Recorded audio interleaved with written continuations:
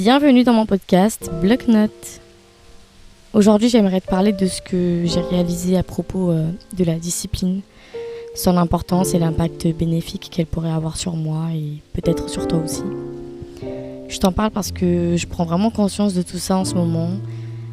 J'ai vu à quel point je me suis distraite, à quel point j'ai procrastiné surtout le nombre de choses que je n'ai pas faites juste parce que je traînais. Donc aujourd'hui, je vais te parler de ce que je pensais avant, de ce que je remarque maintenant. Et je finirai avec un petit boost de motivation pour nous. Avant, je voyais la discipline comme une obligation. Je pensais que c'était quelque chose qui pouvait devenir toxique, que si je m'y mettais vraiment, je finirais par me culpabiliser. Je croyais que l'humain n'était pas fait pour s'imposer des règles. Et je pensais que la discipline, c'était impossible en fait. Parce que dans ma tête, ça devenait forcément un poids, quelque chose de dur, qui apporte plus de mal que de bien. Mais aujourd'hui, je me rends compte que la discipline, c'est quelque chose de plus profond en fait. C'est quelque chose d'important et qu'il suffit d'être réaliste, d'avoir des règles adaptées à notre vraie vie, à notre bien-être et surtout à nos émotions, nos besoins. Et d'ailleurs, j'en parle souvent dans mes épisodes dans Choisir sa direction ou s'écouter vraiment. Je parle de ces petites actions qui m'ont fait du bien. Je les faisais tous les jours ou bien tous les mois. Et puis j'ai arrêté. Et quand on s'arrête, on le sent. Donc définition rapide de ce qu'est la discipline ou plus précisément l'autodiscipline. C'est un ensemble de règles que l'on s'applique à soi-même en fait. Moi, je suis quelqu'un qui aime vivre, improviser. J'ai aussi un côté très organisé, mais ça, c'est venu avec mes enfants. Avant mes filles, j'étais beaucoup moins stricte. Quand j'y pense, je ne me connaissais pas assez aussi. Et je me dis que, en fait, la discipline, ça peut aussi nous décrire comme une preuve du chemin qu'on choisit pour nous-mêmes. Et pour ça, il faut se connaître, respecter sa capacité réelle et avoir un minimum de confiance en nous et en nos objectifs. Alors pourquoi j'en parle aujourd'hui si j'en suis consciente ? Parce qu'avec le temps, j'ai réalisé un truc. Je comptais trop sur la motivation. Et en fait, la motivation, c'est temporaire. Je suis maman, j'ai 2 enfants et franchement... la plupart du temps, je ne suis pas motivée. Je ne suis motivée à rien en fait. Je suis fatiguée. Parfois, j'ai des migraines à cause de la chaleur en plus. Et parfois, j'ai juste envie de profiter des rares moments où j'ai un enfant à l'école et l'autre qui dort. Et c'est normal, c'est humain et c'est aussi un signe d'épuisement. Être parent, c'est un travail à temps plein. Mais je n'ai pas envie de continuer comme ça en fait. Je veux changer et je veux m'autodiscipliner.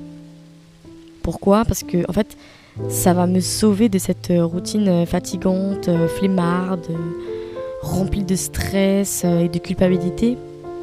Et si tu es parent, tu le sais. Plus tu es épuisé, plus tu perds patience, plus tes enfants le ressentent. Et j'ai la chance d'être aidée, hein. Mais si je ne l'étais pas, je pense que j'aurais fini en burn-out. Alors voilà. J'ai vraiment envie d'installer une routine adaptée à ma vie actuelle, à mon corps, à mes émotions et à mes besoins de maman aussi. Et pour ça, je dois être honnête avec ma réalité en fait.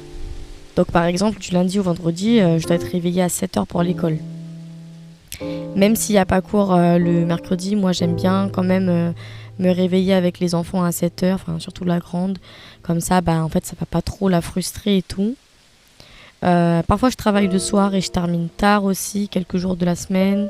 Donc je dois adapter mes routines et pas forcément copier celles des autres en fait. Y a des choses simples qui pourraient vraiment changer ma journée. C'est des choses qui ne me fatiguent pas, qui ne me donnent pas l'impression de survivre, mais qui me donnent envie de continuer. Parce que oui, la motivation elle n'apparaît uniquement que quand tout va bien. Et même si j'aime ma vie, je veux l'améliorer.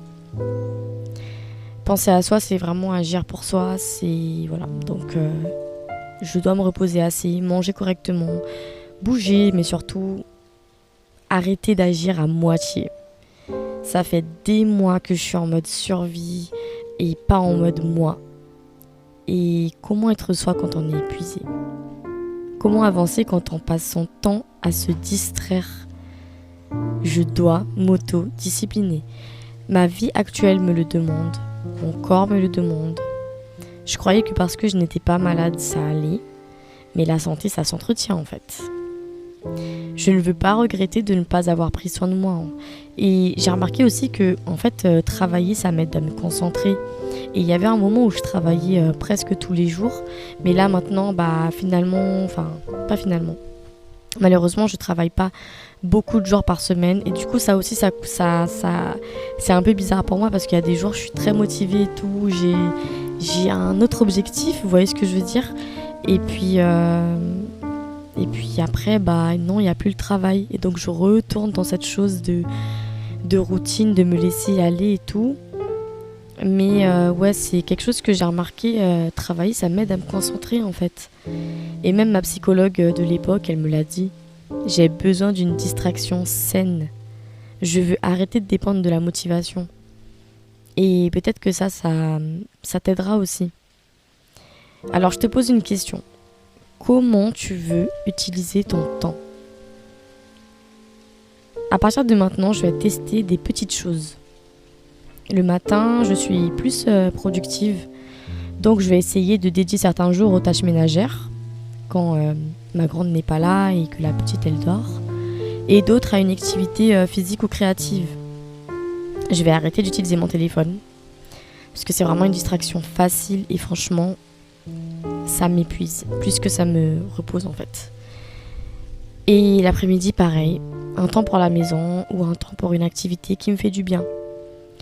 Ce n'est pas grand-chose, mais je sais que en fait, ça va faire une différence. Parce que du coup, je vais être plus organisée, je vais trouver un équilibre. Et d'ailleurs, trouver un équilibre, c'est difficile, hein, mais c'est possible. Et voilà, je vais tester, je vais ajuster, mais il faut que je commence en fait. Et puis, je vais dédier d'autres jours de la semaine à une activité physique ou créative.